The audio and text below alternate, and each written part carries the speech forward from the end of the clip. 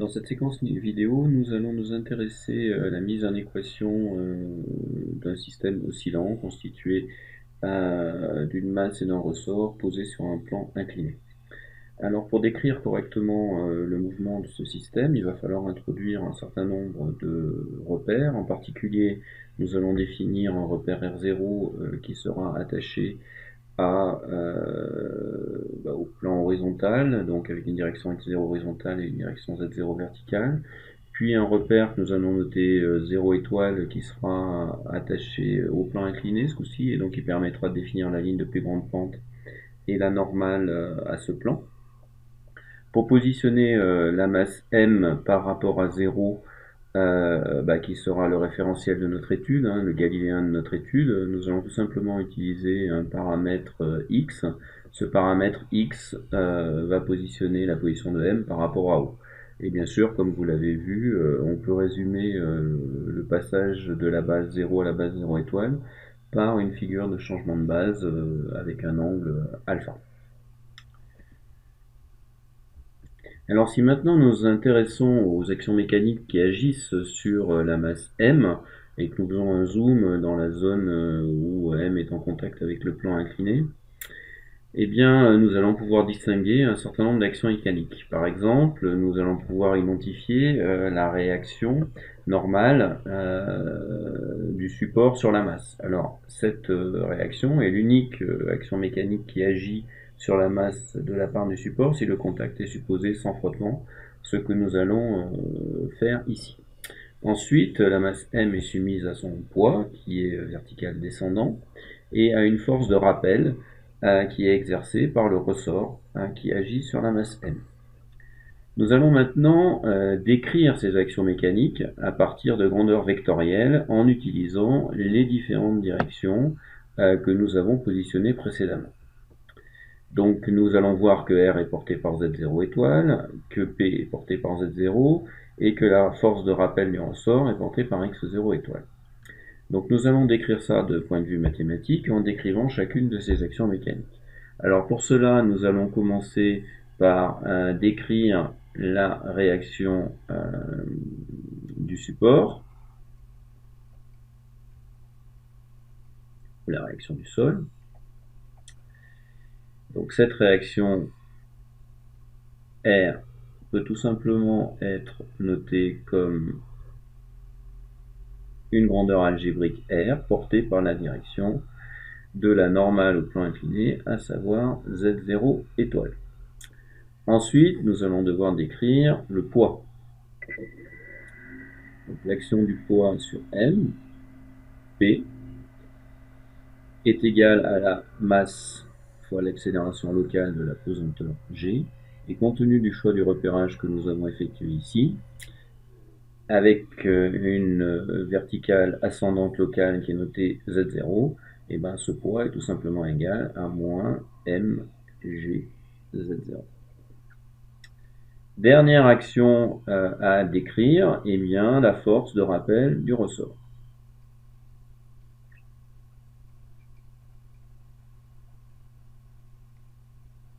Donc cette force de rappel, elle est portée par la direction x0 étoile et son intensité est proportionnelle à l'allongement du ressort.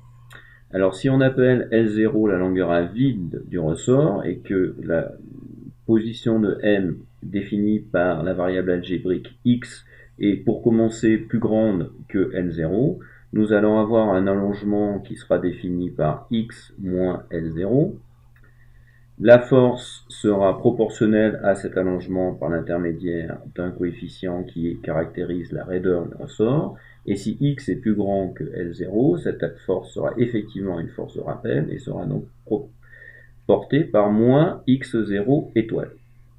Sachant que si x est plus petit que L0, à ce moment-là on comprime le ressort, on voit que x moins L0 devient négatif, et à ce moment-là cette force devient une force portée par plus x0 étoile, et donc repousse la masse m dans la direction de x0 étoile. Donc on voit bien qu'avec l'aide de la variable x algébrique, on décrit proprement l'action mécanique exercée par le ressort, quelle que soit la valeur de x par rapport à L0. Maintenant qu'on a fait ça, On va décrire l'accélération de la masse m dans 0. Cette accélération est extrêmement simple puisque le mouvement de m est rectiligne, que l'on a utilisé un paramètre de mouvement petit x qui positionne m suivant la direction où x0 étoile, donc il positionne par rapport à 0. Donc on a directement l'accélération de m dans 0 qui est donnée par la dérivée seconde de x par rapport au temps suivant la direction x0 étoile, cette direction étant bien sûr une direction qui est fixe dans le référentiel galiléen R0. Nous allons maintenant pouvoir appliquer le principe fondamental de la dynamique à m, c'est-à-dire dire que la masse de m fois l'accélération de m dans 0 est équilibrée par l'ensemble des actions mécaniques extérieures, des forces extérieures agissant sur m. C'est-à-dire, si on utilise les résultats qu'on vient d'obtenir, m x secondes x0 étoile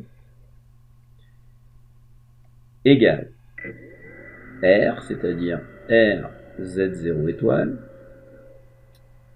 plus p, c'est-à-dire moins mg z0, plus la force de rappel du ressort, c'est-à-dire moins k x moins L0 x0 étoile. Alors si l'on observe maintenant les différents vecteurs de base qui sont présents à l'intérieur de cette équation, on peut constater que l'on a ici une direction de la base 0 étoile, ici également, et ici également. Donc on a tout intérêt à projeter cette équation vectorielle dans la base Z0 étoile pour obtenir des équations qui seront les plus simples possibles en ayant finalement une seule projection à faire qui est celle de Z0 dans la base 0 étoile. Alors pour ce faire, on va faire un petit zoom sur la figure de changement de base et on va s'apercevoir que si on s'intéresse au vecteur Z0 qui est un vecteur unitaire, on va pouvoir définir facilement sa projection sur Z0 étoile, projection orthogonale. Et si on identifie le petit triangle rectangle qui se forme à ce moment-là, on voit que la projection de Z0 sur Z0 étoile est tout simplement le cosinus de l'angle alpha. De la même façon, si on identifie la projection de Z0 sur X0 étoile, en utilisant le même triangle rectangle, on voit que cette projection est égale à sinus alpha en norme. Alors bien sûr, on voit que la projection de Z0 sur Z0 étoile est dans la direction de Z0 étoile, alors que sa projection sur X0 étoile est bien sûr dans la direction de moins X0 étoile. Donc on peut en déduire quelque chose d'intéressant, qui est que le vecteur Z0 que nous avons à projeter ici va s'écrire cosinus de alpha sur Z0 étoile moins sinus de alpha sur X0 étoile. Et du coup, on va pouvoir très facilement extraire de l'équation vectorielle issue de l'application du PFD deux équations scalaires qui seront obtenues par projection sur x0 étoile et sur z0 étoile de l'équation vectorielle précédente. Alors si on extrait l'information sur x0 étoile, on va obtenir mx secondes égale, la contribution de Z0 étoile sur X0 étoile est nulle, moins mg projection de Z0 sur X0 étoile, et on retrouve ici un signe plus, puisqu'il y a deux fois le signe moins, donc plus mg sinus alpha, et puis la force de rappel de ressort, qui elle est directement portée par X0 étoile. De la même façon, si l'on s'intéresse à la projection en Z0 étoile, on obtient 0, puisque l'accélération est portée par x0 étoile, égale r, portée par z0 étoile, moins mg, projection de z0 sur z0 étoile, c'est-à-dire cosinus de l'angle alpha. Ce qui nous permet d'obtenir deux équations vectorielles, deux équations scalaires correspondant aux deux projections élémentaires de l'équation vectorielle obtenue par l'écriture du principe fondamental de la dynamique sur deux directions indépendantes, orthogonales d'ailleurs, qui sont x0 étoile et z0 étoile. Si maintenant on repart de ce principe fondamental de la dynamique et que l'on essaye d'en extraire un certain nombre d'informations, qu'est-ce que l'on va pouvoir dire? Déjà, il y a une information qui va apparaître immédiatement, qui est que la projection Z0 étoile du PFD va nous permettre de calculer sans difficulté la réaction du support, à savoir que R est égal à mg cosinus alpha. Très bien.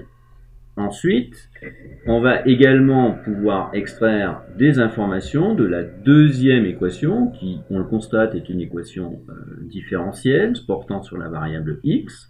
On pourra analyser le mouvement x de t un peu plus tard. On va commencer par rechercher la position d'équilibre statique, c'est-à-dire la position sur laquelle va s'arrêter le système, c'est-à-dire la position pour laquelle x va être égal à x0 égale constante, quelle que soit t. Alors, si on injecte cette information-là dans l'équation précédente, qu'est-ce qu'on obtient? On obtient 0 égale mg sinus alpha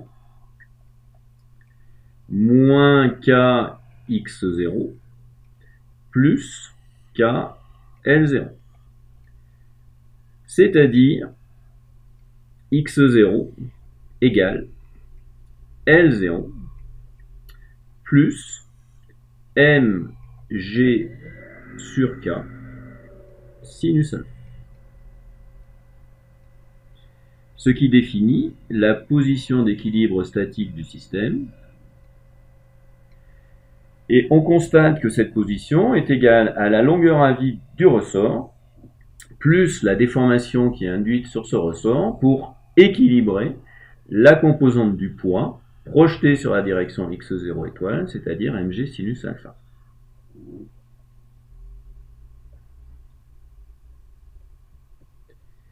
Maintenant que nous avons obtenu cette position d'équilibre statique, nous allons pouvoir nous intéresser au mouvement de la masse m, mouvement oscillant, que cette masse va effectuer lorsque l'on écarte la masse m de sa position d'équilibre. Alors plusieurs possibilités existent. On peut décaler la masse m de sa position d'équilibre et la lâcher. C'est l'expérience que nous allons décrire ici. On pourrait aussi donner une impulsion à la masse m en lui communiquant une vitesse initiale. C'est une autre possibilité pour écarter la masse m de sa position d'équilibre.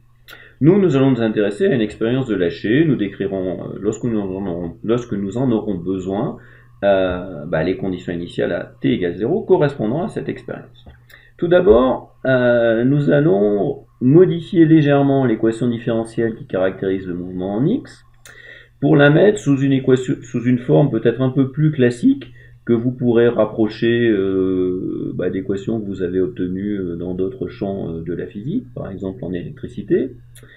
Nous faisons apparaître directement la dérivée seconde de x par rapport au temps et nous divisons toute l'équation par m. À ce moment-là, nous faisons apparaître k sur m ici, x égale g sinus alpha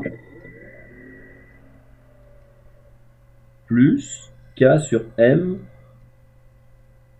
L0. Alors, si on est un peu attentif, on reconnaît ici une équation caractéristique d'un système oscillant, d'un oscillateur harmonique, soumis à un second membre constant, et cet oscillateur harmonique possède une pulsation naturelle ici, oméga, qui est en fait ici égale à oméga carré, et donc du coup on en déduit que la pulsation naturelle oméga est tout simplement égale à racine de k sur m.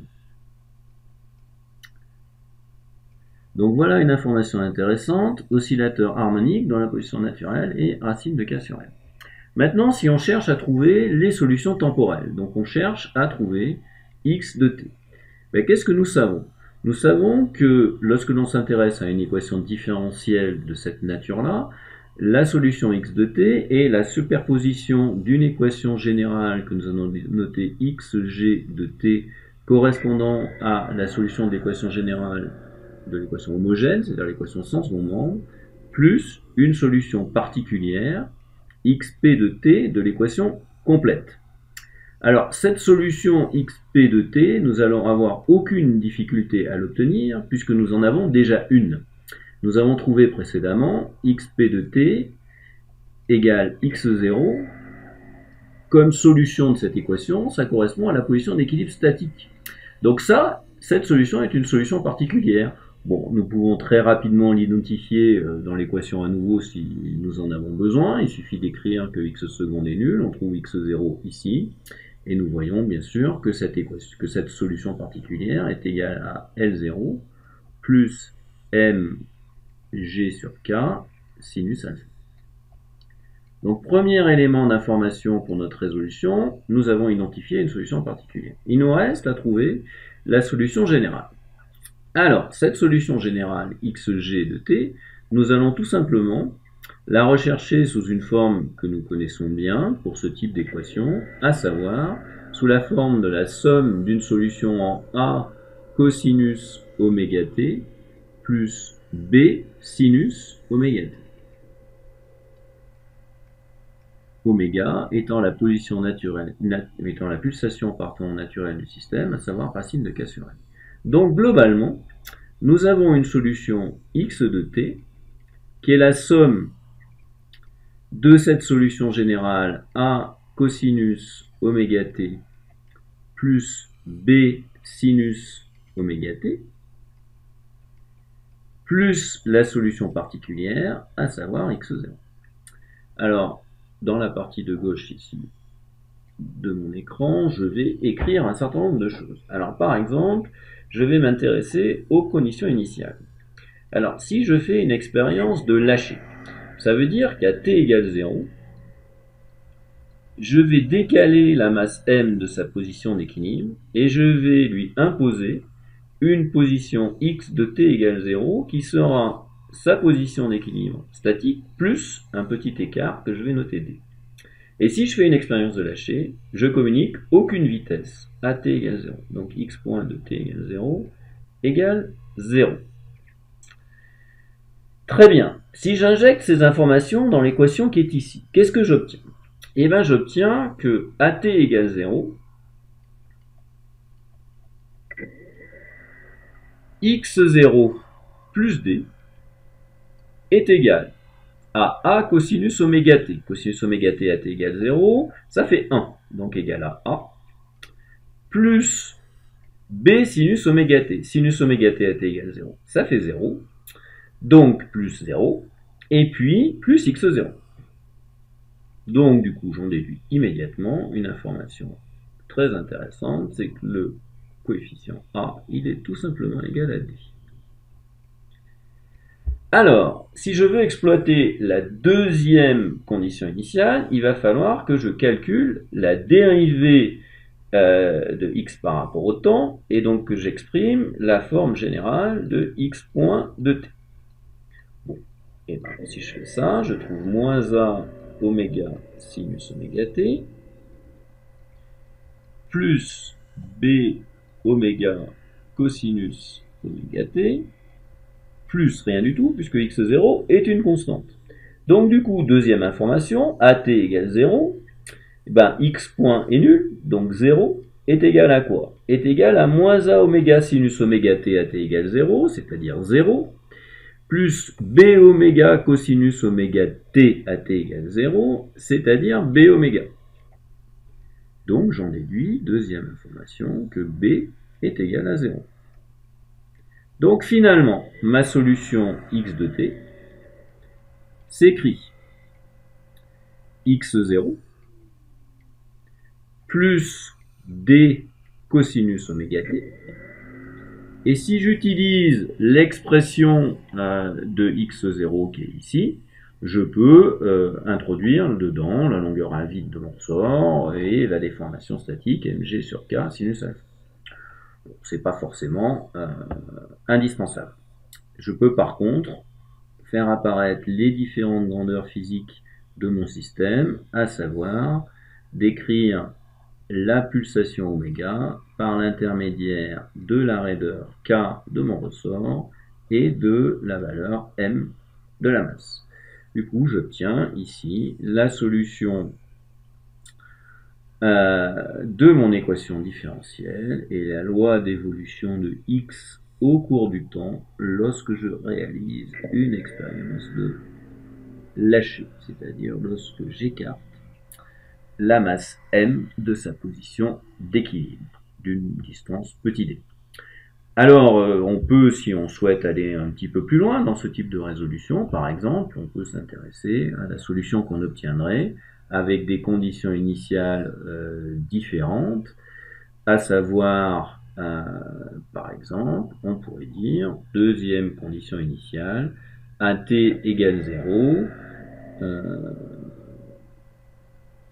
donc CI différente, par exemple, à t égale 0, on pourrait conjuguer une position x de t égale 0 égale x0 plus d, donc écarter le système de sa position d'équilibre, et puis en même temps écrire que à x point at égale 0 est égal à, je sais pas, x moins 0 par exemple, une condition initiale en vitesse. Donc voilà une deuxième possibilité qui conduirait à une solution temporelle, x de t, différente, puisqu'à l'intérieur, on aurait une contribution supplémentaire due à la vitesse initiale x.0. Bon, il n'est pas très difficile de voir que cette condition x.0 affecte en vérité uniquement le calcul de b, et on aurait ici, à la place du 0 égale b oméga, on aurait x.0 égale b oméga. Donc on trouverait finalement une information ici supplémentaire, on aurait l'information supplémentaire qui porterait sur B, à savoir que B oméga serait égal à x.0 et du coup que B serait égal à x.0 sur oméga. Donc ça nous donnerait un terme oscillant supplémentaire. Voilà ce qui termine cet exercice.